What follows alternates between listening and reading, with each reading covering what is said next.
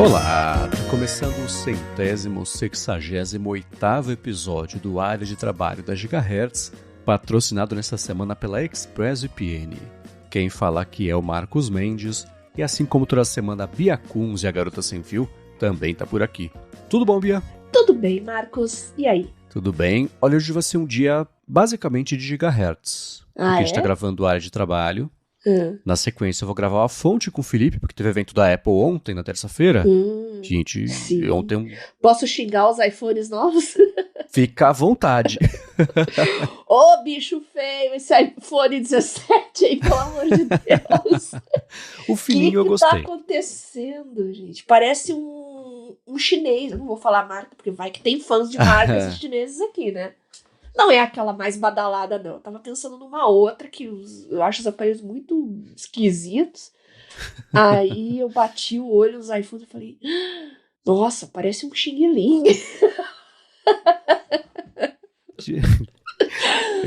As costas de sendo cada um do jeito eu achei bem estranho. Pois Mas enfim, eu vou gravar com o Felipe e depois ele gravou o ADT à noite. Então hoje vai ser um dia de gravar a coleção completa de podcasts. Só falta gravar o Lamundo com o Rambo também. Você sabe, Marcos, que muita gente pergunta, você não quer voltar com o site, falar de celulares, resenhar e tal. Aí eu respondo, pra mim isso perdeu a graça, porque tá tudo tão igual.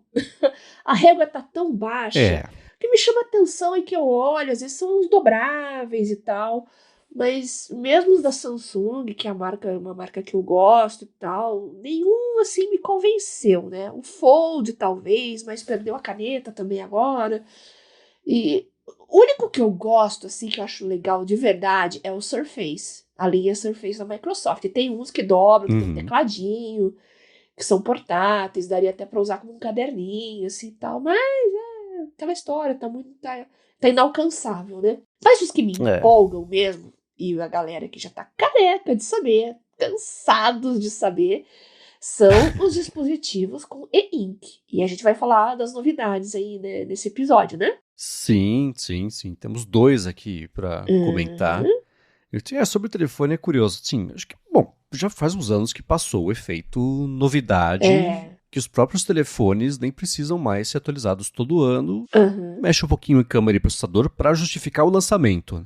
É que nem eu brinco com o streaming, que tem tanta coisa ruim sendo produzida que parece que, e assim, é claro que existe ficção, mas tá inventando história pra fazer streaming, sabe? E não é porque você tem um streaming pra poder vender boas histórias, então tá um pouco assim, né? Acho que O próprio relógio também, né? Eu vi o William Max falando assim, nossa, primeira vez desde o primeiro Apple Watch que eu não vou comprar um novo porque é igual. Ele falou, até o processador é o mesmo, né? Então eles dão lá passam um vernizinho e vende como novo. Não precisava mais lançar todo ano, mas imagina, você não lança um iPhone todo ano, os acionistas pulam na janela. Então, sim, tem que ter. Movimentar o mercado, né? Tem isso. Eu lembro, alguém falou esses dias, né, que deve ter sido o Gruber, que ele gosta de exagerar, mas que se você considerar iPhone que sai todo setembro nos Estados Unidos, o mercado todo de capinhas e não sei o que, uma parte do PIB americano está associado a sair iPhone novo todo ano, então não pode deixar de sair.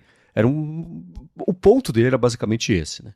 Então, acho que não é pra tanto, mas tem um pouquinho de verdade aí, né? Uma estrutura muito maior do que a própria Apple apoiada nisso. Então, mesmo que não precise, vai sair.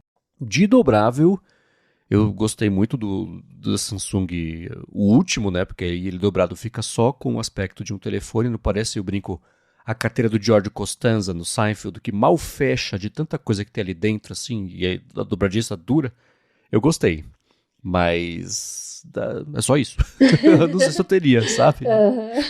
Dos novos eu gostei do fininho. Eu acho que por ser mesmo o aspecto mais diferente.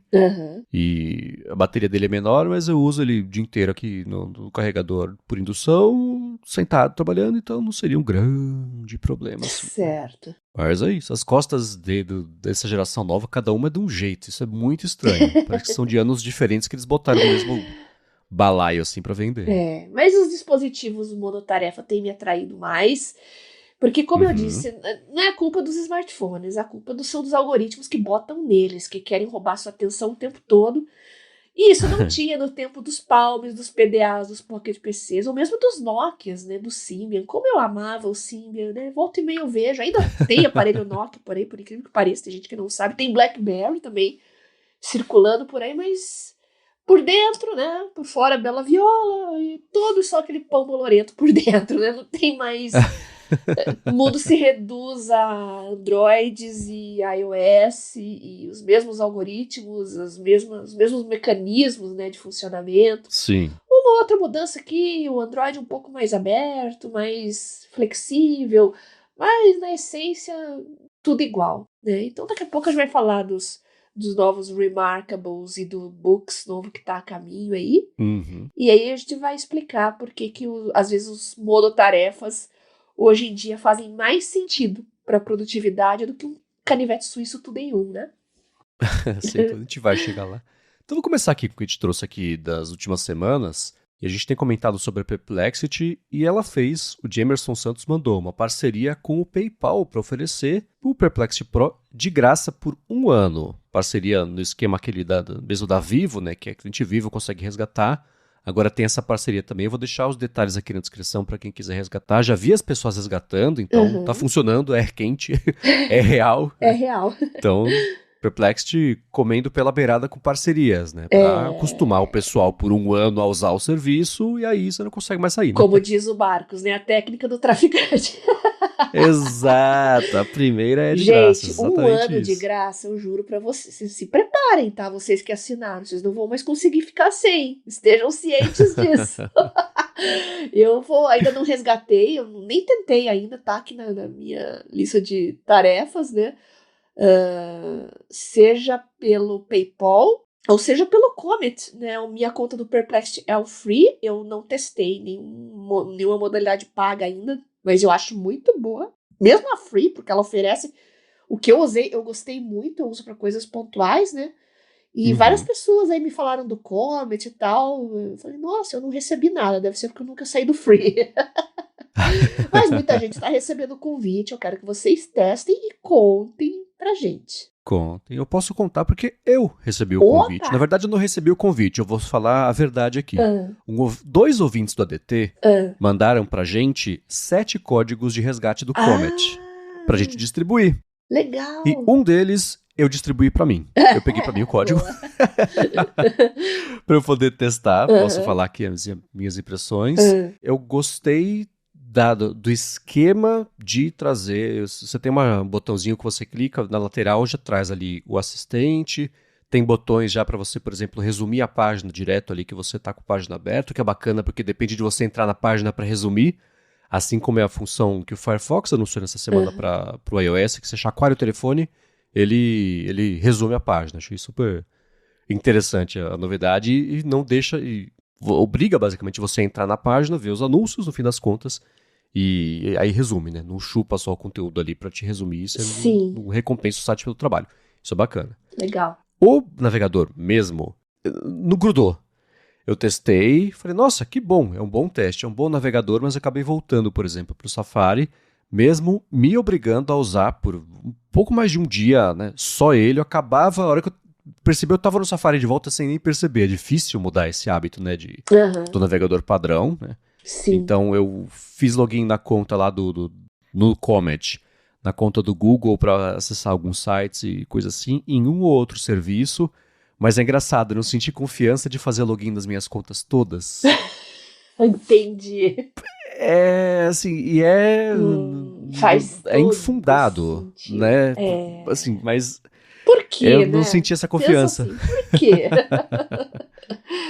Então a utilidade foi meio pela metade ali, né? Mas ele, como um assistente de, por exemplo, você acelerar um processo de pesquisa, de obtenção de informações para você dar saída nisso de alguma outra forma, eu acho que é muito eficiente. Ele tem um esquema agêntico, basicamente, né? De você falar, por exemplo, estou com uma lista grande, um teste que eu fiz, acabou não dando certo, mas eu já explico por quê. No Feedly, eu tenho um dos feeds que eu assino é de press releases. Na verdade, 2. Um de press releases geral do mercado de tecnologia e um de press releases do mercado de entretenimento.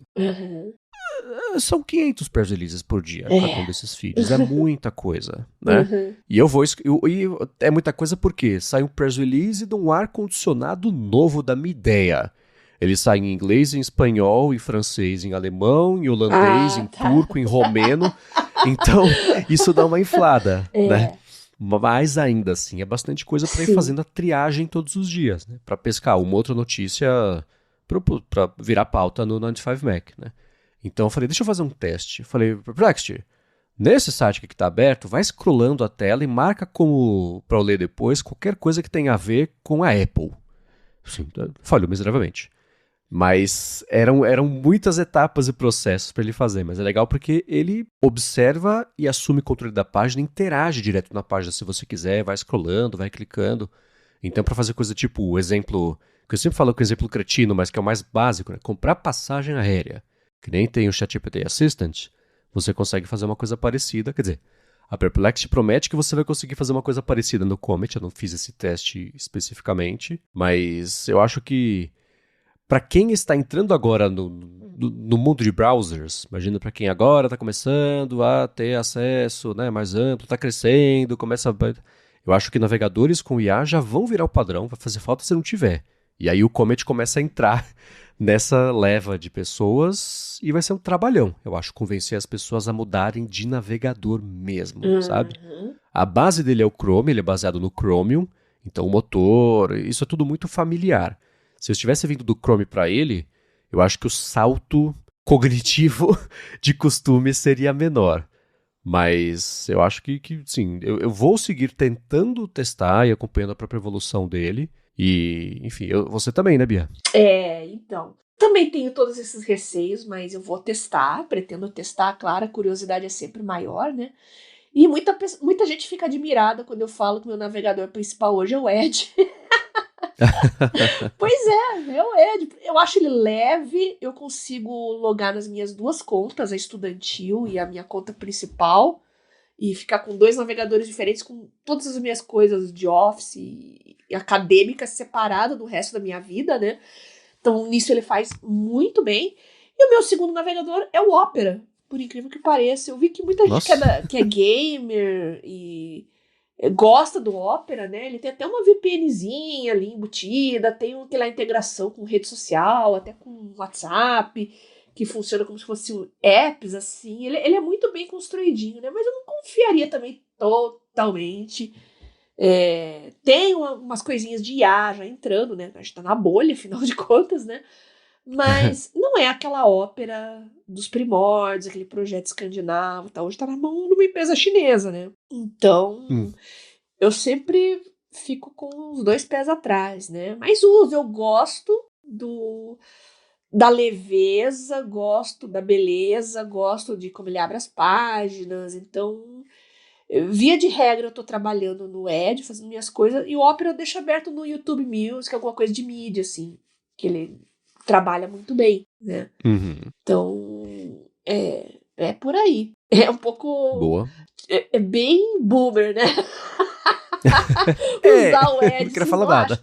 Gente, eu juro pra vocês, ele é muito leve. Tá, tudo bem, tem uma máquina boa e tal, mas mesmo testando um Firefox, assim, sei lá o que aconteceu, meio que se perdeu, né? Acho que a empresa tomou outro rumo também, ideológico e tal, Sim. mas é pesado, virou uma carroça, assim. E, claro, o melhor do Firefox era você rodar tudo integradinho em todos os seus dispositivos, né? Mas em tablet, em smart, nossa, ele pelo menos em Android, ele não é legal, sabe? Não é tão bom quanto em desktop. Então, perdeu o sentido para mim o Firefox. Não tô usando mais. Curioso Quero usar isso. o Comet, tô curiosa. Não sei se também colocaria todas as minhas coisas lá. Mas uma ou outra eu vou colocar para testar, assim, e entender, né? Porque não é um navegador com adicionais de IA, como a gente tá vendo, né? O motor dele é IA. Uhum. Então, A sacada é trazer o assistente para lateral ali, se você isso. quiser. Se Então você tá. quiser usar como navegador normal, você faz. Uhum, Sim, você consegue esquecer que ele é o Comet, ainda mais para quem usa o Chrome. uhum. Mas aí Mas se usa você o está Chrome, né? integrando todas as suas tarefas no dia a dia, assim, faz todo sentido. Em IA, né? Faz todo sentido você Uhum. ter um navegador pronto para isso. Então, essa é a minha Sim, curiosidade. boa. E tem uma outra coisa também aqui que o Vitor Hugo mandou pra gente, que é o seguinte: ele falou 1 mês de Perplexity Pro para estudantes. Ó, Falou que são 24 convites que podem ser usados pelo link que ele mandou. Eu não cliquei no link, Pra não queimar um crédito, né? Fala, pronto, resgatou, põe seu e-mail aqui, né? Aí eu queimo o crédito. Então eu vou deixar o link aqui na descrição. Obrigado a ele por ter mandado. Aí vocês veem como é que é. Vocês que se matem aí agora. Mas e olha só, e quem usar pela parceria tanto do PayPal quanto também por essa que o Vitor Hugo mandou para quem é estudante poder usar o Perplexity Pro por um mês, sendo que a parceria do PayPal e da Vivo também são por um ano, contem, testa, usa, passa umas semanas e contem pra gente as impressões de vocês. Especialmente eu quero saber assim, de quem não tinha tido muito contato com nada da Perplexity e aí por conta disso testou e usou. Conta as impressões, que eu acho que vai ser bacana a gente poder trazer isso aqui nos próximos episódios. Exatamente. Não se esqueçam que o Gemini, a promoção do Google, vai até outubro também lá para você resgatar o Pro com sua conta de estudante, tá? E como eu disse, realmente, para tarefas de estudante, de quizzes, quem acompanha o Work and Study With Me, tá vendo que eu tô usando direto o Gemini lá, até para me forçar a usar mais. Mas só entre nós aqui, gente, aqui, cochichando, eu voltei a assinar o Cloud, tá? Olha! Não dá, porque matemática e código é brutal a diferença, gente. Né? Foi boa, eu fiquei mais ou menos 2 meses, acho que sem usar, né? E usando em outros, assim, você fica... não, que negócio ruim, tá tudo errado, nossa, alucinou aqui. O Claude é mais... Ele não alucina, pelo menos nunca aconteceu comigo de alucinar em código e data science, essas coisas assim. E chegou ao ponto de eu confiar totalmente, assim, quando ele bota um código lá e eu sei que vai rodar. É nesse nível. Impressionante. Tá, que bom, hein? Pois é. Mas pode ter a primeira vez a qualquer momento. Eu sou bem ciente verdade. disso. Mas eu digo que são tantos acertos, ele sempre acertou tanto, né? Que eu comecei a sentir falta dele. Mas assinem, tá, pessoal? Peguem o Perplex, peguem o Google. Mas daqui um ano vocês vão entrar em abstinência, viu? Estejam avisados. E a Fernanda Gulo tá, inclusive, testando. Ela falou o seguinte, testou até o Comet, tá testando o Perplexity como um todo também. Falou, o teste que eu fiz hoje foi agendar compromissos direto por ele. Funcionou bem certinho, mas testarei mais funcionalidades no final de semana. E vamos ver, né? Quais vão ser as impressões dela. E contem se façam como ela, né? Se vocês testarem, contem pra gente. Agora, você falou do Gemini, Bia, do Google, né? De promoção de estudantes. Aliás, o que o Google faz é interessante. Eles estão com uma parceria com um serviço terceirizado que o serviço que ele oferece é checar se a pessoa de fato é estudante ou não, com base no documento que ela manda. Tá. Você pode mandar boleto da faculdade, tipo, carteirinha da escola, comprovação de matrícula, coisa assim. E aí tem um primeiro filtro, você manda e fala, não, tenta de novo depois, fala, não, isso aí não. Aí se esse primeiro filtro aceita, aí vai cair para uma revisão humana, que aí vê o que você mandou, etc, dá mais piadas, se essa instituição existe, essas coisas assim. E aí ou te libera ou não esse um ano. E sobre o Gemini... E sobre o Gemini, o Breno Fortes fez um vídeo, vou deixar aqui na descrição, com a dica e já mostrando que ele faz agora transcrições e resumos no estilo daquele Plod, que a gente falou algumas vezes, que é tipo um cartãozinho com um gravador, com uma conta de AMA embutida ali, que já vai transcrevendo que você faz uma ligação, uma coisa assim, né, que você cola no telefone, ele já transcreve. E o Gemini agora, o teste que ele fez me deixou bastante impressionado. Ele subiu um arquivo de meia hora e vai transcrevendo em português. Não encontrei erros sei lá, que você lê uma frase e você fala, não, a pessoa não falou pudim aqui, ela falou outra coisa, mas entendeu pudim, sabe? Não, tudo bonitinho ali, né? Fazia sentido os textos que estavam sendo transcritos. Eu não escutei o áudio completo, então, né? Mas me pareceu tá muito preciso ali o que ele estava transcrevendo, que era um depoimento, uma coisa assim. E, a partir disso, resume, quais são os principais pontos? Ele pediu, escreva uma matéria jornalística a partir desse depoimento aqui. Aí errou só a data, falou que era 9 de setembro, porque no áudio não tinha qual que era a data do dia. Ele estava fazendo isso em 9 de setembro, ontem, né? Então ele pegou ontem como a data desse depoimento. bem legal, viu? Acho que pra você, Bia, provavelmente isso, com o negócio de você transcrever, de você gravar Poxa. aulas e coisas assim, pode te dar um adianto, viu? Nossa, eu vou testar sim. Eu vi essa notícia ontem, coloquei na pauta aqui sem. Nem cliquei pra ver, porque foi bem no final do dia mesmo, mas com certeza eu vou testar. E obrigada ao Breno pela dica. E esse é o tipo de coisa que, pra quem, é isso, estudantes, né, coisa de ata de reunião, de trabalho, tem muito serviço que já oferece isso, ainda mais pra reunião online. Às vezes você entra agora no Google Meet, aí tá lá, vai ser gravado, tem um serviço terceirizado de IA, que a IA entra na reunião como se fosse um participante, e a partir disso grava tudo, transcreve tudo e depois dá saída aí como as pessoas forem usar. Acho que vai ser meio padrão isso. Mas esse do Gemini me impressionou pela velocidade de transcrever meia hora de áudio. Foi, assim, não notei edição, coisa assim. Fui vendo acelerado e pulando um outro pedaço mais, ainda assim, me pareceu transcrever essa meia hora em questão de segundos. Então, muito. E ele vai exibindo o que está sendo transcrito. Não é assim, deixa eu transcrever, pronto, pá, tá aqui um pacote de texto. Não. Ele vai mostrando ali, como se fosse gerando mesmo uma resposta da forma autorregressiva que os LLMs fazem. Então, bem bacana. Eu vou deixar aqui na descrição, inclusive, o link para quem quiser ver esse vídeo do Breno Fortes. E parabéns para ele, que ele faz um ótimo trabalho mostrando novidades de IA. Gosto muito dos vídeos dele. E é engraçado, Marcos, que eu tava pensando aqui, né? Pô, é realmente muito rápido. Não é qualquer empresa que consegue fazer essas implementações que o Google faz, considerando, vamos falar do Notebook LM, né? Lá no grupo perguntaram essa semana, e poxa, mas por que mais empresas não criam coisas como o Notebook LM? Porque é impossível, gente. Você tem que ter muito estofo para fazer o que o Google faz. Não é qualquer empresa que vai construir um ecossistema similar, né, igual o AI Studio, integrado com as coisas do Google. Vale lembrar também que o Notebook LM tem limite de fontes, né, e tamanho das fontes que você pode usar, mas chat não. Então você pode conversar infinitamente sobre algum livro, alguma apostila, alguma coisa que você tenha lá, um chat infinito. Então não é bem assim, né? Tem que ter só uma empresa com uma escala muito grande como o Google conseguiria criar um produto como esse e manter ele funcionando e nos impressionando e cada vez agregando mais coisas. É praticamente impossível uma empresa qualquer, talvez a Meta, talvez a OpenAI, não sei, nem a OpenAI eu acho, porque a raiz deles é exclusivamente o ChatGPT, os seus agentes, aquele ecossistema, criar suíte de escritório, suíte de estúdio. Não, é muito fora do que eles já fazem e já fazem brilhantemente, né? Então, não tem e não vai ter concorrente para o Notebook LM, gente. Então, sinto muito. A boa notícia é que ele é bom.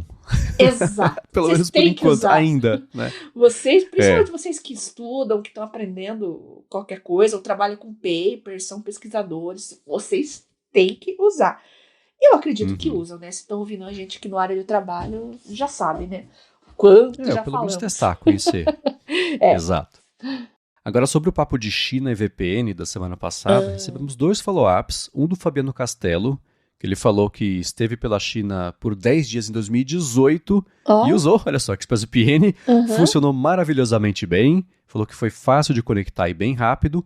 E o Trajano Ferreira falou o seguinte, mesmo o Marcos comentando sobre a minha resposta no área de trabalho, eu vou aproveitar e falar que eu consegui aqui entrar para responder. Ele falou que o grande firewall chinês bloqueia várias coisas do Ocidente lá, então para acessar o Google, Meta, outras coisas, você tem 2 alternativas. Ou você usa um chip de telefone de Hong Kong, ele falou que usou isso no início da viagem, ou então usa uma VPN para você acessar as coisas pelo Wi-Fi. Ele falou que tentou lá a NordVPN, que ele tem o contrato por mais 1 ano, e não funcionava. Falou que sempre que ele tentava conectar, a conexão era derrubada, então acabou usando muito a internet móvel. Ele falou que um colega contratou a Surfshark e funcionava com uma certa frequência, e falou, dica final, já vai com o WeChat e o Alipay configurados, porque você não faz nada sem esses 2 apps. China, né? Legal. Realmente, o WeChat, eu acho que Japão, Coreia também, é o aplicativo de mensagens mais popular, sem dúvida, né? Agora, e Alipay, né, também. É como você disse, né, Trajano, é o grande firewall que bloqueia tudo, exceto aquilo que eles conseguem controlar estritamente. E a Alipay é uma grande parceira do governo, né? Uhum. Acho que todos os Verdade, sistemas de pagamento lá todos convergem são, com a Alipay, né? E o WeChat, eu fico curioso, assim, não existe nada do lado de cá que seja próximo do WeChat, né? O pessoal, o banco Inter, somos um super app. Não, você é um banco com uma loja, você não é um super app. O super app, o WeChat é isso, né? Ele é o WhatsApp, é o Facebook, é o iFood, Uber, Airbnb, o banco, tudo o mesmo app faz isso tudo nativo, né? Não é agregado de Não. Lá, sem isso, você de fato não faz. O Twitter tinha, né? Lembra quando a CEO entrou? Seremos um super app de conectividade, tudo ao mesmo tempo agora, é vídeo banco de blá blá blá blá blá blá blá. Não aconteceu nada, né? Ninguém consegue montar um super app do lado de cá. É curioso isso, né? Interessante. E bom, já que a gente falou de VPN, deixa eu tirar um minuto do episódio para agradecer a ExpressVPN, que está mais uma vez patrocinando a área de trabalho e que segue oferecendo um mês de graça para você experimentar o serviço e depois, se você assinar o plano anual, são 3 meses de bônus no fim desse ano, mas tem que ser por meio do link expressvpn.com/adtrabalho. Então, se você viaja, seja para a China, seja para outros lugares mais próximos, e você usa muito Wi-Fi que você não conhece, você deveria estar usando a ExpressVPN para proteger os seus dados, proteger a sua conexão, porque vai saber como é que está a segurança desse Wi-Fi que está usando, do shopping, do aeroporto, da lojinha, ou do Airbnb, né? Vai saber quais dados estão sendo coletados, por onde está passando esses dados, por que eles são coletados, onde eles vão parar. Então você protege e criptografa a sua conexão com a ExpressVPN e nem ela sabe os sites que você acessa, os serviços, os servidores, os aparelhos, se foi você que acessou esse site ontem, de onde você veio, para onde você foi, que isso é feito para construir ali o seu perfil online, né? E para streaming, isso é muito bacana também, porque você pode acessar, sei lá, os mais de 100 países que a ExpressVPN oferece como opção de conexão para você rotear os seus dados. Se você acessa um streaming, acessa o HBO Max, por exemplo, roteando a conexão pelos Estados Unidos, você vê o catálogo de lá, que é diferente do catálogo que tem aqui no Brasil. Cada país tem o seu, né, por conta de direito, distribuição, etc. Mas você pode destravar isso tudo por meio da ExpressVPN. Então, para ver como é fácil colocar no telefone, no tablet, no roteador de casa direto se você quiser, na Apple TV, como eu uso todo dia, até na TV direto, dependendo do modelo, faz o seguinte, vai em expressvpn.com/adtrabalho ou usa o cupom ADTRABALHO no checkout, testa por um mês e se você assinar o plano anual, são 3 meses de bônus no fim desse ano. Muito obrigado a ExpressVPN pelo patrocínio de mais esse episódio do Área de Trabalho e pelo apoio a toda a Gigahertz. E segurança é essencial hoje. Se vocês têm alguma dúvida, é porque vocês não ouvem o Área de Trabalho. Exatamente. E, Vieto, quero trazer aqui, na verdade, 2 follow-ups. Um meu, na verdade, 2 do Adolfo Neto, sobre a Alpha School. Opa! Que a gente comentou na semana passada, que é aquela escola que tem um esquema didático bem diferente dos tradicionais. A notícia foi, escola troca professores por IA, aulas 2 horas por dia, custa R$15.000 a mensalidade. A gente já falou sobre como foi tudo distorcido, absurdo essa notícia, e que a escola tem um conceito desafiador de não ensinar da forma tradicional. Criança senta, bunda na cadeira, das 7 da manhã até meio-dia, 1 hora da tarde, e vê história, matemática, geografia, não sei o que, e 40, 50 crianças ali ao mesmo tempo aprendendo isso, o professor ou professora tentando dar conta dessa turma toda, e cada um aprende de um jeito, né? E a escola parte desse, cada um aprende de um jeito para fazer ao contrário, né? O dia letivo mesmo de estudo são essas 2 horas e o resto do dia letivo envolve outras atividades que ajudam a criança a ir desenvolvendo a cognição dela de outras formas, com a interação com colegas. Parece essas aulas, né? Escola que não fazer nada. Olha, assim, eu sei que dá para olhar desse jeito. Não me pareceu desse jeito, mas eu vou deixar aqui na descrição, porque a gente teve uma discussão sobre isso semana passada. Né? Então, o primeiro follow-up é o seguinte.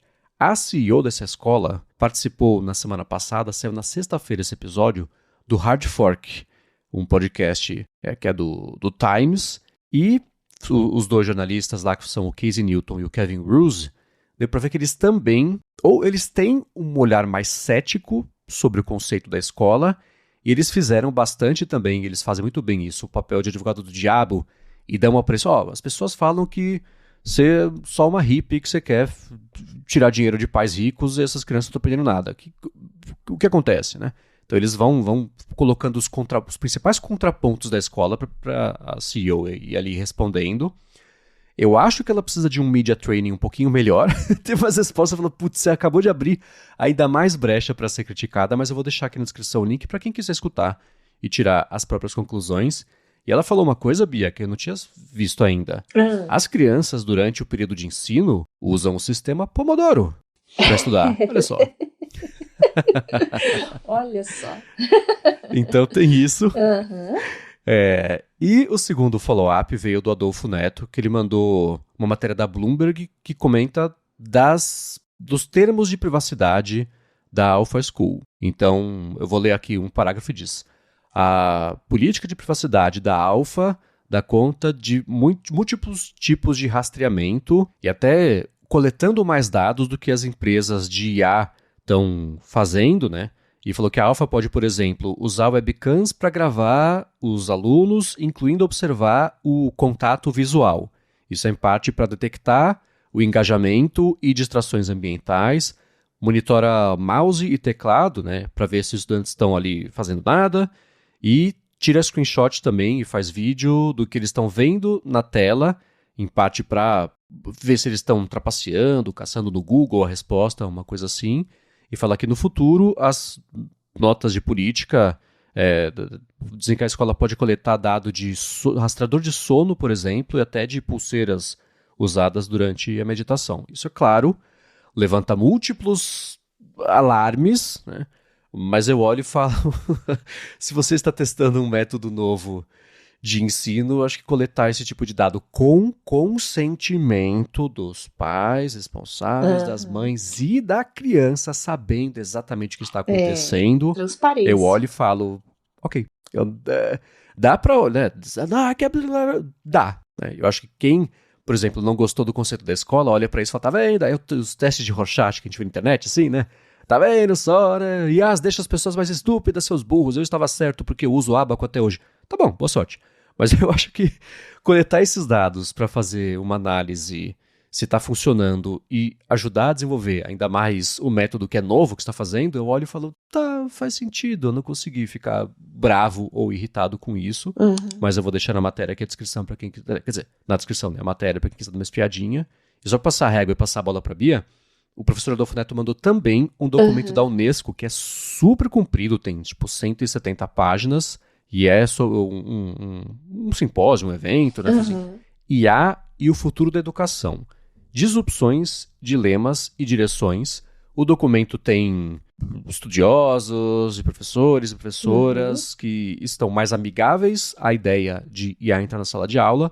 Tem os que são totalmente contra essa ideia, que fala que a IA, na verdade, é só uma brincadeirinha de festa, uma máquina de cuspir texto e que blá, blá, blá, blá. As críticas a gente já viu ao longo dos últimos anos, mas eu também vou deixar aqui na descrição, porque eu acho que esse é um assunto de educação IA que a gente vive tocando aqui, já tocou dos aspectos ruins, já tocou dos aspectos positivos, como está todo mundo tateando isso. Não me parece que a resposta é falar não! Eu acho que isso é arriscado de fazer, mas obrigado, professor Adolfo, por ter mandado esses 2 links. Muito bem. Eu sempre achei muito zoado esse negócio de câmera em escola, ficar vigiando criança, né? Mas com o tempo os próprios pais começaram a exigir isso das escolas. E, bem, hoje a gente tá vendo, essa semana a gente viu uma menina em Pernambuco de 11 anos que foi morta, que foi espancada no banheiro de escola. Então, infelizmente são os tempos de hoje, isso acabou se tornando importante. Agora, esse negócio de vigiar a tela, o que o aluno tá fazendo no computador, eu também tendo a achar isso muito zoado. Mas, quando não era tudo tão digital, o professor mandava colocar a bolsa lá na frente para evitar cola. Tinha as técnicas aí para evitar que os alunos colassem e trapaceassem, enfim. No mundo digital, isso continua valendo, gente. No fundo, o mundo não mudou nada, o aluno continua sem vergonha. Ele quer simplificar a vida dele, claro que ele vai querer usar a IA para se livrar logo das tarefas. Aluno sempre é aluno, tá? Então, vai acabar sendo igual funcionário de banco, vai monitorar o teclado, vai monitorar o mouse. Fazer o quê, né, gente? Então, as tecnologias mudam, mas o ser humano continua o mesmo. Sim. Eu acho que, por exemplo, você fala, vigiar, você usou um termo desses, né? A gente já entende diferente, né? Tá vigiando, tá espionando as crianças, né? Eu posso usar vários eufemismos aqui, está metrificando a interação, tá? De uma forma ou de outra tá coletando esse dado, né? Mas se a premissa, e aí eu tô fazendo aqui advogado do diabo, né? Defender a escola, no fim das contas. Se a premissa da escola é oferecer um jeito de ensino que vai se adequar à forma como cada criança aprende, eu acho que você tem que aprender como cada criança aprende para você poder fazer isso direito, né? Então, a menos que a gente... E vai depender, isso vai levar anos. Dá pra ter essa discussão por anos, até a gente ver essas crianças crescerem e virarem adultos que tentam um trabalho e como é que essas crianças dão no trabalho, né? Até lá vai ficar as pessoas criticando ou defendendo e elogiando com base no que elas já tinham de pré-conceito a respeito dessas coisas, né? Mas eu acho que se você está propondo a fazer um ensino direcionado e customizado para cada criança, você tem que ter as informações que te ajudem a customizar e direcionar o ensino para cada criança. Então, de novo, né? É assustador, pode ser mal usado, pode ser mal usado. Com certeza. Pode ser que o dado coletado esteja caindo num bucket da AWS sem proteção e que os dados das crianças... Pode, tudo isso pode estar acontecendo. Vamos ver, com o passar do tempo, o que acontece. Mas eu acho que... Eu espero ver ainda mais novos conceitos de ensino se valendo de tudo que a humanidade desenvolveu nos últimos 50 anos e que... conta-gotas entrando em sala de aula, né? Assim, eu acho que eles até falam isso no próprio podcast. A solução, né? Lembra do passado? Teve no passado, não no ano passado, um programa dos Estados Unidos, um laptop para cada criança, que não deu nada. A solução não é virar o balde de tecnologia, jogar um computador na cabeça de cada criança e falar, pronto, agora você vai aprender. Não é isso. Mas eu acho que dá para fazer uma coisa melhor do que giz ou caneta atômica numa lousa e 50 crianças em silêncio olhando pra frente e aprendendo a mesma coisa do mesmo jeito. Então, eu gosto conceitualmente dessa ideia, mas não sou pedagogo. Importante é que é tudo transparente, né? Tá todo mundo ciente, todas as partes ali tem que ter o consentimento, Sim. A ciência de como funciona. Quem não quiser, não se matricula, tá tudo certo. Então, a transparência nesse caso é o mais importante. Exatamente. Agora o Juliano mandou o link de que o Claude agora pode criar e editar arquivos direto lá no Claude AI. Tava então dá pra fazer. Por isso. Eu tô curioso. Eu acho que você, Bia, vai receber uma ligação do pessoal falar, escuta, você tá usando tanto isso? Quer vir trabalhar aqui? Porque você vai usar muito, certamente, isso. Então o Claude agora cria planilhas de Excel, documentos de texto, apresentação de PowerPoint, arquivos PDF. Ele tem um passinho pro lado na direção de um notebook LM, eu diria.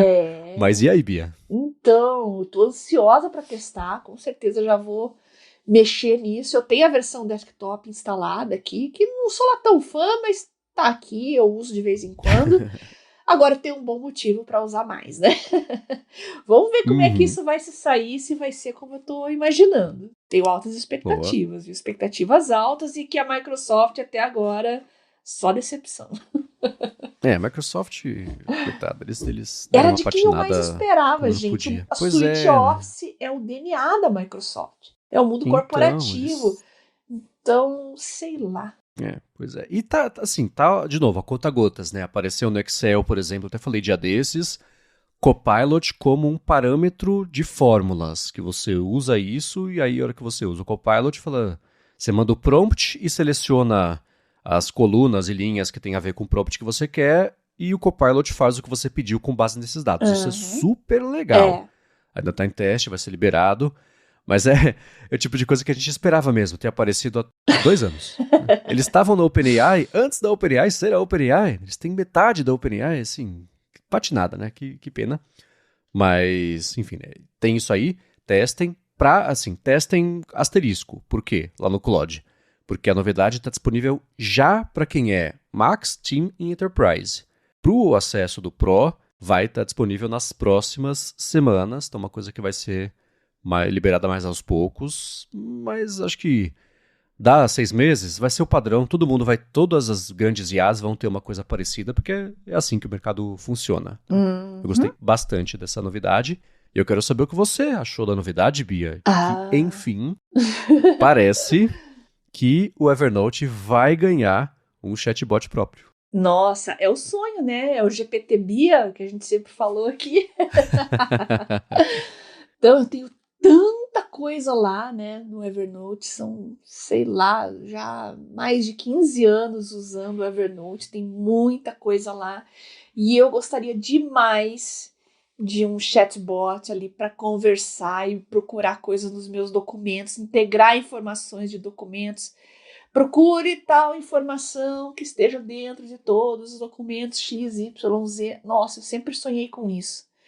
E o Frederico Simonato, né, a partir de um feedback do nosso ouvinte, o Cristiano, já soltou um spoiler e disse que o chat está a caminho, que já estão trabalhando nessa feature. E eu fiquei muito empolgada e aí eu criando expectativas de novo. Já tô imaginando assim o meu mundo ideal, o meu Evernote ideal. Vamos ver se vai corresponder.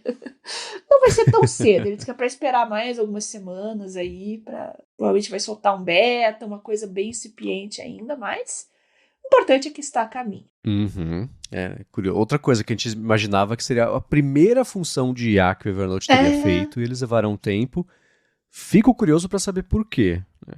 Porque o detalhe que a gente tem, que ele falou, é só que tá chegando. Vamos ver o quanto que é customizado deles. Não acredito que eles tenham investido bilhões de dólares no desenvolvimento de um modelo próprio. Provavelmente estão usando um modelo de terceiro como base, né, para saber se é um modelo aberto, tipo um Llama que eles customizaram, para poder colocar ali dentro, se vai ser uma parceria, alguma coisa assim, com uma IA, tipo, que depende sempre de internet, da OpenAI, da Anthropic, mas tá chegando, hein, Bia? Quem diria? Poxa, vamos ver, vamos aguardar as próximas semanas aí. E a gente falou recentemente sobre controle financeiro e o Alexandro Dantas falou o seguinte: queria enviar uma dica de aplicativo de finanças pessoais que foi falado em alguns episódios passados. É o assunto. Ele falou que usa desde 2019 o aplicativo Minhas Finanças. Eu vou deixar o link na descrição. Ele falou que é ótimo porque ele importa as notificações de despesas ou até de receitas também e vai categorizando isso por conta própria, que eu achei uma ótima ideia. Legal, interessante, hein? Sim, e outra coisa bacana, é um app brasileiro. Então, sempre legal apoiar devs que saem daqui.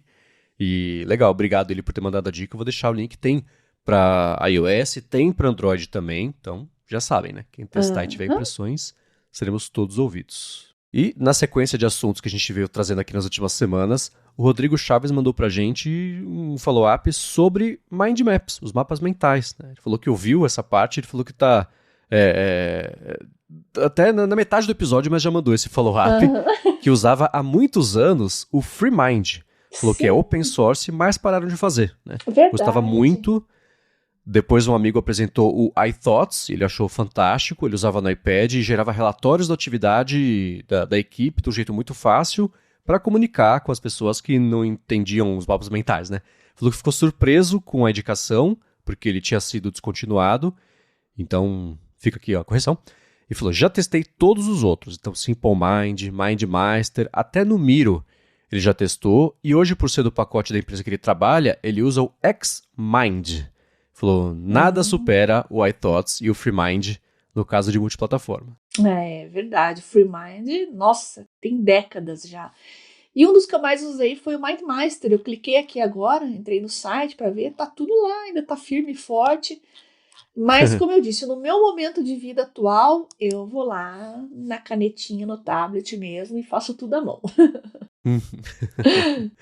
E falando em fazer à mão, Bia, chegou o momento. Opa! 2 links que eu sei que devem ter te deixado, você nem dormiu, de alegria e de empolgação. Eu vou inverter a ordem com a qual eles aconteceram aqui. Eu quero falar primeiro do próximo Books Palma, que ainda não tem nome. Eu acho que vai ser uma coisa próxima de Books Palma, afinal isso já virou uma marca forte, né? Mas o Kit Betts Masters, eu vou deixar o link do vídeo dele aqui na descrição. Me parece que tá lá na como é que chama a outra CES lá? A uma IFA que tá feira, tendo, né? IFA, Lá no isso, Impar- acho que é É, IFA, na Alemanha, né? e ele foi lá no stand e mexeu na próxima versão, parece, do Bux Palma. E se eu achei interessante, eu quero saber o que você achou, Bia. Pois então, é interessante porque o próximo Bux Palma vai ser colorido. Claro, isso é super Uhum. bem-vindo, né? Mantém a ideia de tela e-ink e tal. E uma coisa que me chamou a atenção é adicionar ou não conectividade. Quando a gente fala conectividade, não é só Wi-Fi, a gente está falando de colocar um chip ali e ter conexão móvel o tempo todo. Faz sentido num dispositivo que você quer fugir de distrações, que você quer usar para fugir dos smartphones, transformar ele num smartphone com tela e-ink é um dilema, né, gente? É de se pensar. Eu acho que o público-alvo é quem não quer ficar recebendo notificação o tempo todo. Você não compra um Uhum. smartphone e fim de conversa, né? Ao outro passo, pode ser que seja interessante você ter um sincronismo de arquivos em nuvem, enfim, outras funcionalidades que não são só notificações e rede social, etc. Ninguém usaria um Bux Palma para, sei lá, pedir Uber, pedir iFood, entendeu? É outro propósito, é um outro dispositivo. E quem teria esse dispositivo não abriria mão do smartphone ou mesmo de um celular normal, né, para ser um dispositivo de comunicação. A ideia é separar a produtividade da parte de comunicação em dispositivos diferentes. Mas eu achei muito legal a ideia de ter um dispositivo colorido. Agora, quanto à conectividade, eu já não sei dizer, tá? Eu gostei mais do Remarkable Paper Pro Move. Por quê?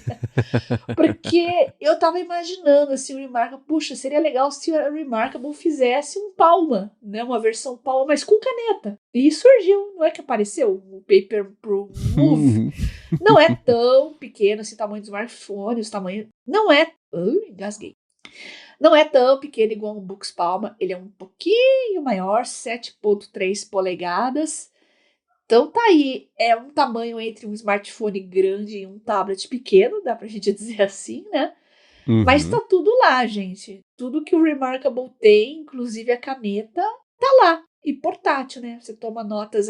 Ele lembra muito, e fala isso nos vídeos da apresentação, aquele É. Notepad Reporter, aquele que os Aham, sim. repórteres usam, né? Que você puxa a folha para cima e não pro lado. Então eles se Lambe inspiraram a nos. ponta da caneta e começa a escrever usando o Isso! chapeuzinho. Eles se Exato. inspiraram nos Notebook Reporters. Então ele é mais compridinho e mais estreitinho, tá? Uhum. Achei bem legal. E esse eu teria fácil. Sobre o Bux Palma, eu acho, né, tem a tela.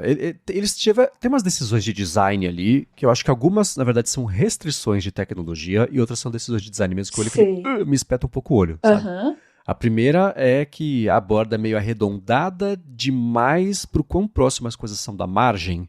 Ah, Então, você tá. pega, especialmente em cima, que tem os ícones que mostra que vai ter, né, conectividade celular, Isso. etc, Aham. o 4G.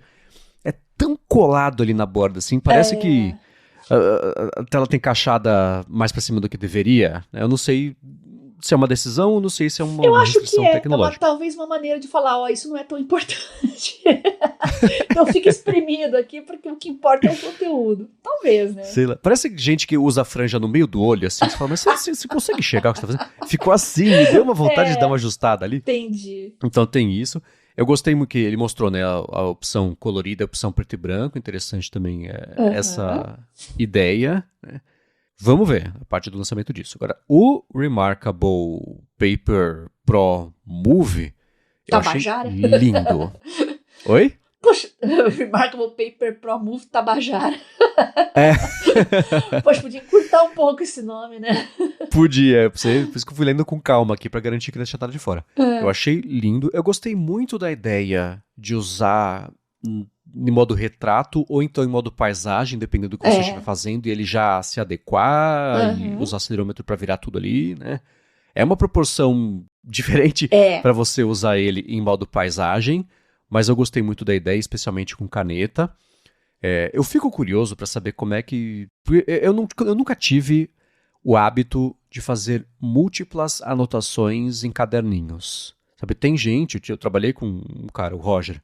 Cara, ele tinha dezenas e ele guardava todos de cadernos repletos, escritos frente e verso e no canto e não sei o que lá, ainda assim, lotados mesmo, com as ideias, não sei o que lá, você ia eu sou conversando meio com ele, assim tendo também. ideia, coisa assim, e ia escrevendo assim. Eu invejo quem tem isso, porque a impressão que eu tenho é que assim, eu colocaria tudo numa caixa e olharia daqui a 50 anos os caderninhos, pra ver o que eu lembrava, o que eu não lembrava, né, o que eu achava genial e que não era, ou o contrário, uma coisa que eu notei no cantinho ali, e falei, putz, verdade, né, por causa dessa nota aqui eu fiz assim. Então, isso eu tenho essa curiosidade. Mas no dia a dia eu nunca tive essa prática. Então eu não sei como é que é isso a parte do que seria ficar folheando pra frente e pra trás pra achar alguma coisa que você anotou. Aham, Porque para um caderno grande, notas de estudo, por exemplo, né, que é o que você aham. faz muito, me parece mais confortável de você Sim. deixar as coisas ali, cabe mais coisas, você planeja melhor, né? Mesmo, eu lembro que eu falei do Mind Map semana passada, como é que você sabe também que fica? Você falou, você só faz. Eu acho que numa tela maior, Aham. ela conduz mais para isso. Uma tela menorzinha, a impressão que eu tenho, tá? Vai É caber menos verdade. coisa, você vai ter que ficar indo e voltando mais vezes. Como é que era aquilo mesmo, né? Num É. caderninho, faz tic, tic, tic, pronto, cheguei. Como é que é no digital? Eu acho que isso foi o que mais conceitualmente, só teoricamente, porque eu não mexi, me deixou com esse pé atrás. Uhum. Porque as notas que estão nos vídeos é muito interessante, assim, né? Tem, sei lá, um título, uma lista com 3 coisas e um círculozinho em torno de um e pronto. Você gastou a folha, né? A interface inteira daquela página digital, mas aquilo faz parte de um processo maior, né? Que certamente tem mais. Então, fico curioso para saber essa parte. Mas o formato dele, o aspecto dele, tudo sobre ele eu achei lindo, assim como as outras coisas da Remarkable. Eles fazem coisas muito bacanas. Esse não é Uhum. exceção, telinha de 7,3 polegadas. Eles disseram que a bateria dura 2 semanas e você em 10 minutos recarrega o equivalente a 3 dias de uso, então mantê-lo com carga não é exatamente o grande É. desafio. E para as notas tem template.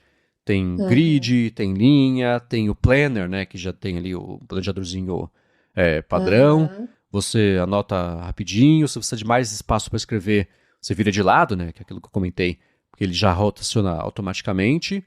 Vai custar $450 com a Stylus e $500 o Marker Plus, com a Stylus Plus, que eu não sei a diferença. Então não é barato, mas é muito legal.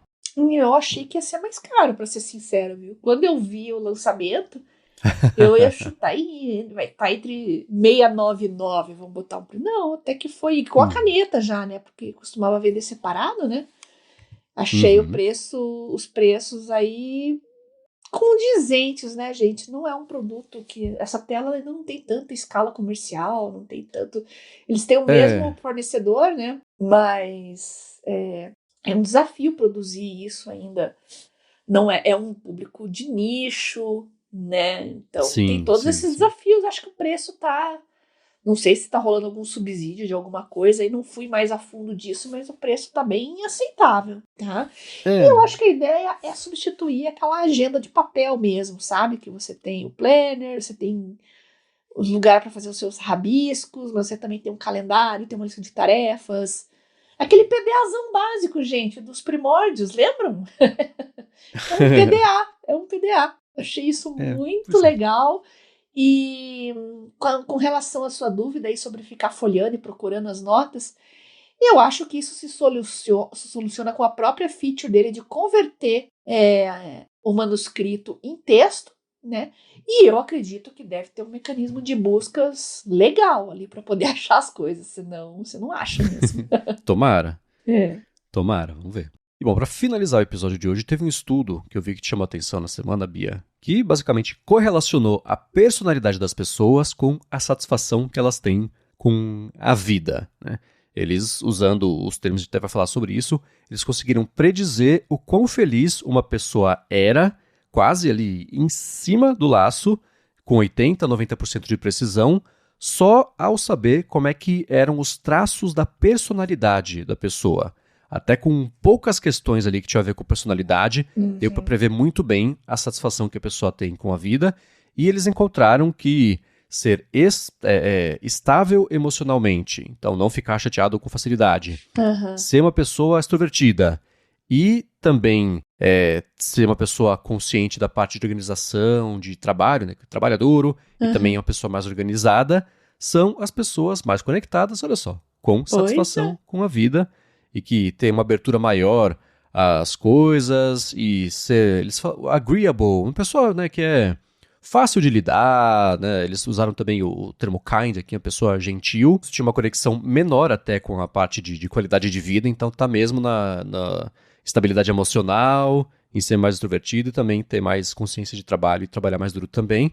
E falaram que essas conexões fortes eles acharam em 3 grupos de pessoas, apesar deles falarem idiomas diferentes, então foi um estudo bastante abrangente, e eles concluíram que a satisfação com a vida ficou bem estável ao longo de 10 anos, então dá pra ver que o estudo também foi super cumprido, e a conexão com os traços de personalidade também foi uma coisa que se manteve estável ao longo do tempo durante o estudo. Bem interessante. Achei muito legal, porque a gente sempre teve uma suspeita, né? As pessoas que se dizem felizes e as pessoas que se dizem infelizes, né? Eu queria separar o Brasil disso, porque o Brasil é um país um pouco cruel com algumas coisas, né? No sentido de você ter conforto material com conforto de vida, assim, o básico, né, gente, em termos de ter um plano de saúde, morar num lugar que não seja violento, né, que tenha um mínimo de recursos básicos, e aqui no Brasil isso é muito difícil. Mas tirando essas variáveis, a gente percebe pelo estudo o que a gente suspeita, né? Como a pessoa se enxerga e enxerga a vida é meio caminho andado para ela encontrar satisfação e felicidade. Ou Uhum. seja, às vezes aquela pessoa que passou por muitas dificuldades, muitas perdas, mas está ali batalhando, lutando, ela enxerga a vida sempre como uma oportunidade nova, uma porta que se abre sempre, né? Novas portas que se abrem o tempo todo. Então essas pessoas tendem a ser mais felizes. E às vezes a gente vê aquela pessoa que tem tudo na vida e que é sempre amargurada. Quem não conhece uma pessoa assim, né? Uhum. Tem todo o conforto material do mundo, tem tudo que outras pessoas às vezes lutam a vida inteira para conseguir e não ter, e estão sempre reclamando, sempre insatisfeitas, sempre falando, diminuindo outras pessoas, ou então reclamando mesmo, né, se sentindo injustiçadas por X, Y, Z motivos. Então, a personalidade, como você listou aí, né? Ela ser mais extrovertida, claro, a pessoa extrovertida faz mais conexões, né? Ser organizada e trabalhar duro, ela chega mais fácil às suas metas. E ser Uhum. emocionalmente estável, ou seja, né, você levantar, sua capacidade de cair, mas levantar a cabeça e seguir em frente, né? Entender as derrotas e as perdas, entender que isso faz parte da vida e buscar ser estável para reverter isso, para buscar uma nova estabilidade, sem sombra de dúvida, é o que faz toda a diferença. Então, como é que vocês são com relação à vida? Vocês estão felizes com o que vocês têm? Às vezes você não tem tudo o que você quer, né? Mas você pode se considerar feliz pelo que você conquistou, pelo que você se tornou, né? A gente fala muito em ter, mas esquece do ser, né? O que que você é hoje? Que pessoa você se tornou? Né? Como era a sua infância, sua adolescência, tudo que você passou nessas fases? Como é que você lidou com isso até chegar ao adulto ou então a pessoa madura que você é hoje? Muito legal, vale a pena dar uma lida nesse estudo. E vocês que são mais amargurados, que conhecem pessoas que estão sempre amarguradas, eu conheço uma pessoa que é assim, eu vou mandar isso para ela. Sempre acha que o mundo está cometendo alguma injustiça com ela. Ai, não é justo. Uhum. Mas é uma pessoa que sempre teve oportunidades e, sei lá, se sente injustiçada. Às vezes foram escolhas ruins, a culpa é toda sua. Eu gosto de falar, olha, mas aconteceu isso, isso e isso, porque você decidiu X, Y, Z. São decisões suas que trazem consequências. Então, se você decide arriscar, saiba que escolhas também levam a renúncias, né? Nem todo mundo Uhum. consegue entender isso. Eu acho muito engraçado que mesmo depois dos 30, 40, 50, tem gente que parece que não aprende, né? Sei Uhum. lá. É meio natural até, né? Vou fazer uma coisa, se der certo, fui eu. Se der errado, foi a culpa dos outros, né? Assim, Mas a gente por causa dos outros espera que não deu. que uma pessoa, depois de atingir os 30, 40 anos, ela não seja mais assim, ela entenda a dinâmica da vida. Mas isso não acontece com todo mundo. Não. Então é isso, é nesse ponto que o estudo chega, né? A personalidade da pessoa com a satisfação que ela tem com a vida dela. Muito legal, vocês que gostam de psicologia e essa questão de felicidade, né? Tem até especialistas em felicidade hoje, né? Para vocês verem como o tema é complexo, né? Envolve filosofia, envolve entender a sociedade, enfim, tem tantas coisas aqui para a gente refletir sobre isso, que eu convido vocês, ouvintes do área de trabalho, né, que estão sempre buscando maneiras de ser mais organizados, mais produtivos, a fim de alcançar os seus objetivos na vida. Como é que vocês se enxergam em termos de jornada? Acha que a personalidade de vocês está ajudando ou está prejudicando vocês a alcançar seus objetivos e serem felizes? Conta pra gente aqui, o meu Telegram, @BiaCunze. Se quiser, a gente não fala o nome, tá? Manda o seu feedback lá e não tem problema nenhum, mas eu adoraria ouvir o que vocês pensam e adoraria ouvir histórias inspiradoras pro bem ou pro mal. Pessoas que se lascaram muito, que eram amargas e caíram em si, que são assim, ou pessoas que perceberam que mesmo diante de muitas perdas e lacunas, conseguiram atingir um nível de felicidade que talvez não esperassem alcançar. Contem para mim e para o Marcos que nós vamos adorar saber, tá? Manda assim pra gente. E isso me lembrou, esse estudo. Tem o filme, tem a trilogia, Antes do Amanhecer, Antes do Pôr do Sol e Antes da Meia-Noite.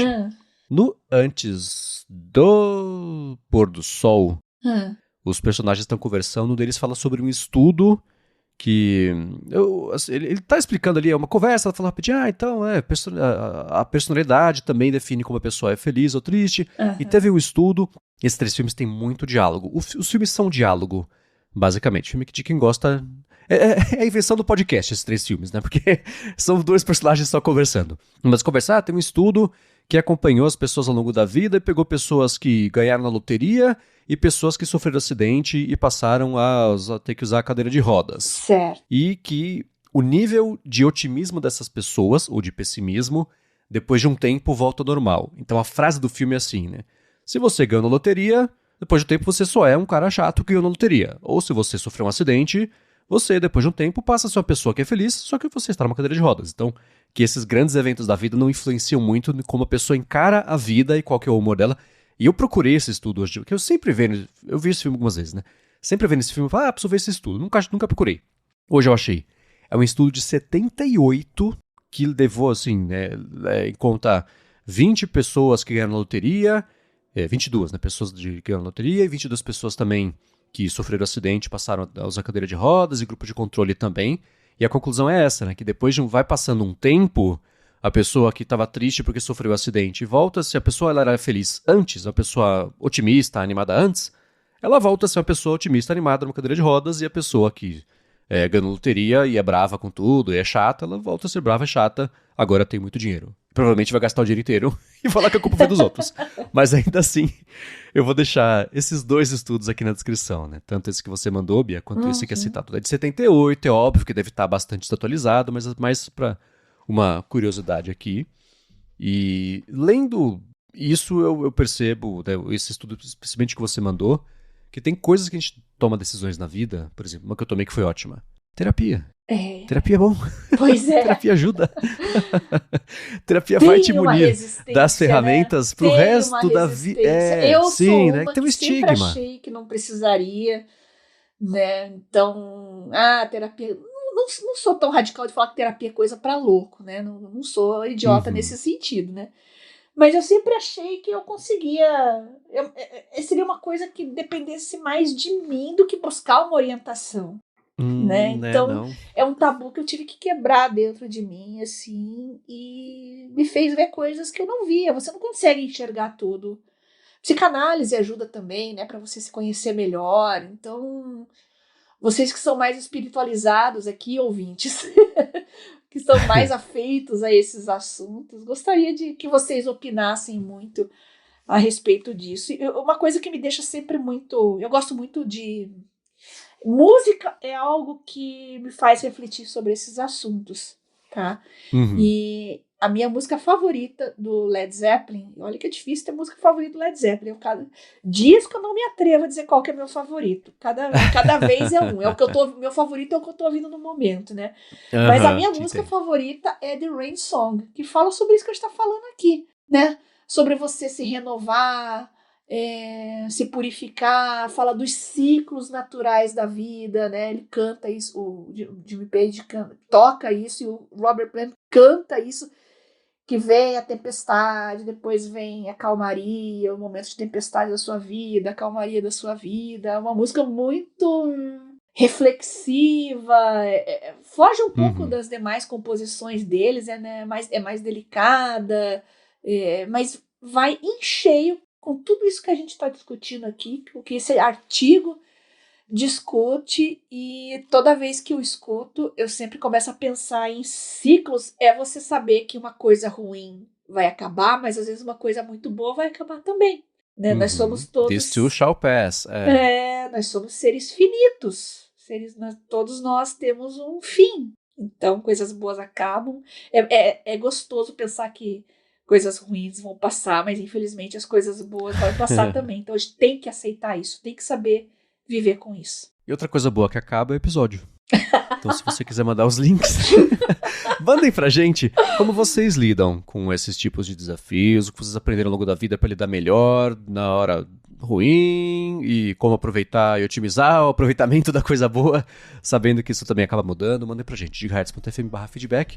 Os links de tudo que a gente comentou no episódio você encontra em gigahertz.fm/adtrabalho/168, também nas notas do episódio. Eu quero agradecer a ExpressVPN pelo patrocínio do episódio de hoje, a vocês que deixam reviews, avaliações, comentários, recomendações e que ajudam de uma forma ou de outra o Área de Trabalho chega cada vez mais longe, e a você, Bia, por semana após semana, ajudar todo mundo, inclusive eu, a ter uma vida cada vez mais produtiva. Eu que agradeço você, Marcos, pelo convite de fazer esse podcast maravilhoso, nossos patrocinadores que tornam o nosso projeto viável, e vocês, ouvintes, que estão sempre nos pautando, mandando dicas, sugestões, comentários, assinando serviços de IA, trocando apps, conversando lá no grupo. Quero que vocês mandem pra gente as suas descobertas, as suas melhorias de vida, como que a tecnologia está melhorando a sua produtividade, como está fazendo você alcançar os seus objetivos, e contem para mim também qual a sua música favorita do Led Zeppelin, que eu acho que todo mundo tem uma.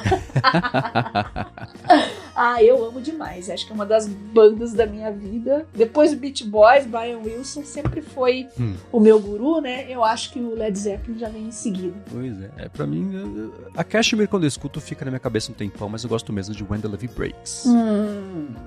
Bom, pra falar comigo, MVC Mendes no Instagram e no Threads. Apresento por aqui o Área de Transferência, também o A Fonte. Apresento pro Alura o IA Sob Controle. E vocês encontram meus textos, muitos nessa semana por conta do evento, no 9 to 5 Mac. Obrigado mais uma vez pela audiência de vocês. E a gente volta na semana que vem. Beijoca sem fio a todos. Xinguem bastante o novo iPhone. E até semana que vem.